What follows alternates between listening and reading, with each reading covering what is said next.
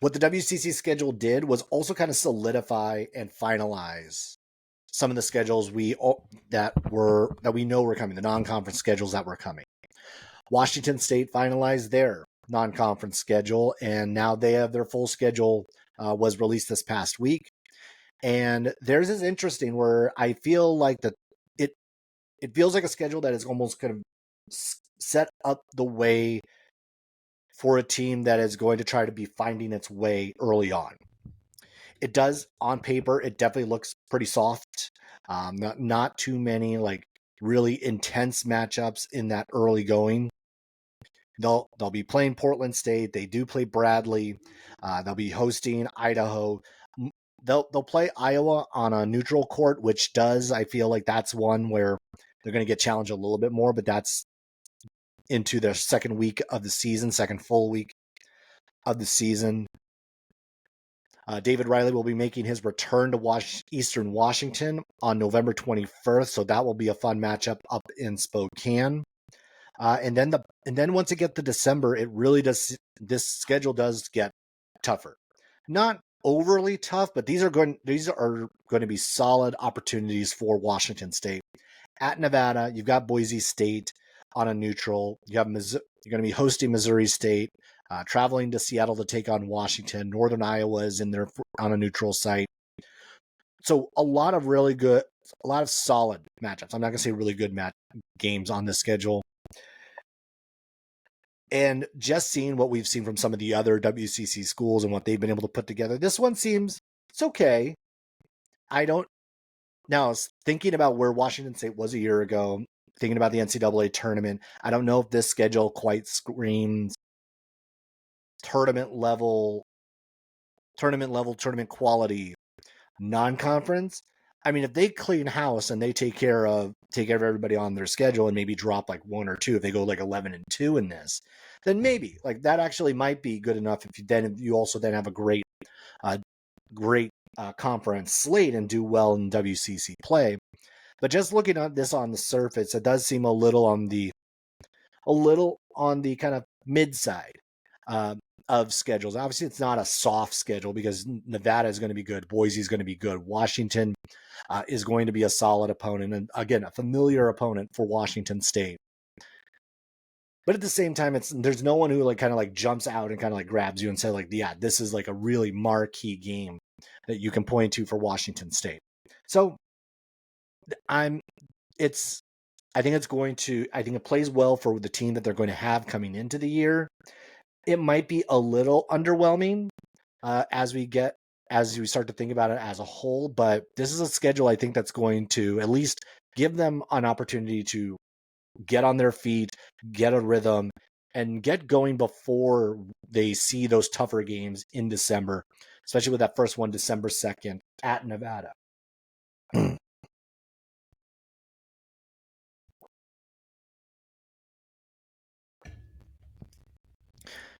The other team that kind of is unofficially has locked in their schedule is Santa Clara. Santa Clara added one more game that reported by Rocco Miller. Not Rocco Miller. I need to reconfirm the source, but McNeese State was confirmed added to the Santa Clara schedule, so that game would be at McNeese on December 3rd. This is the team that Gonzaga played in the NCAA tournament. And this was a lot of people's sleeper pick going into the tournament. Obviously, we know what Gonzaga did to them. I was not on the McNeese is going to sneak up on Gonzaga train, but a lot of people really like this McNeese team playing Santa Clara. This is going to be a fun matchup, and Santa Clara's schedule. This adding McNeese makes this a really, really good slate. Now, I'm going to say some names of what they have already on the schedule. It's going to sound kind of similar to some of the names that Washington State does have, because they too will be playing at Nevada. They too have the opportunity to play Washington. They also will be playing Bradley. They also will be playing Fresno State. All of these teams are also teams that Washington State will be playing. The additions, the separation here is also that Santa Clara will be playing St. Louis. St. Louis is going to be one of those early teams a lot of people are going to like, because what that St. Louis team has is a lot of what that Indiana State team was a year ago. They had a coaching change, and they brought over a lot of the Indiana State players over to that squad, Indiana State team that many believe, including myself, should have been in the NCAA tournament. So that St. Louis team is going to be really tough, and that's the season opener for the Broncos. Arizona State being on the schedule, Stanford being on the schedule, TCU being on the schedule. Santa Clara has put together what I think is a tournament quality level resume. Like, well, they're going to have the opportunity. The schedule is here for them to make a run. And we also, like, I'm on board with saying that Santa Clara, probably when you remove Gonzaga and St. Mary's from the conversation, has the most talent of anyone in the WCC at this moment. They have won 20 games each of the last few years.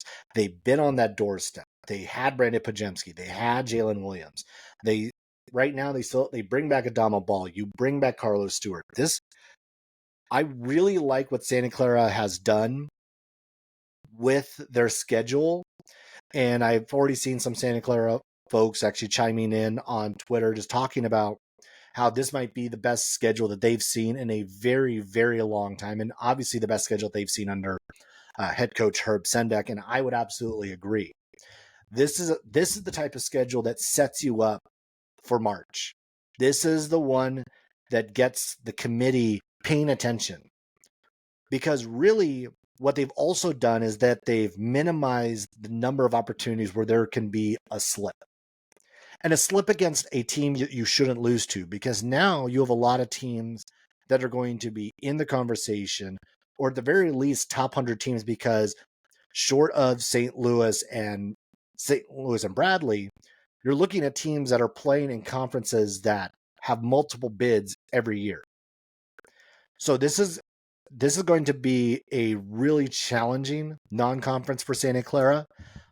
I think it provides them a ton of opportunity, and especially when you consider the continuity that this Bronco team has. They bring back so much. They're going to be able to hit the ground running, and for a team that has NCAA tournament aspirations, has the talent, has, I think, the right coach. This is a team that can make that leap. I think the separation for them is going to be in WCC play if they can make sure that they avoid the pitfalls. Do what USF did a year ago. Grab some, which was essentially beat who you're supposed to beat, at least challenge everybody else. Don't get blown out by anybody. And then do what they couldn't do. Do what really Santa Clara did a year ago, and get some of those good non-conference games and get some W's out of there. Because if you can get those wins and then avoid any of the pitfalls, maybe you're allowed one. They are going to be set up well going into March, going into the WCC tournament, and going into Selection Sunday.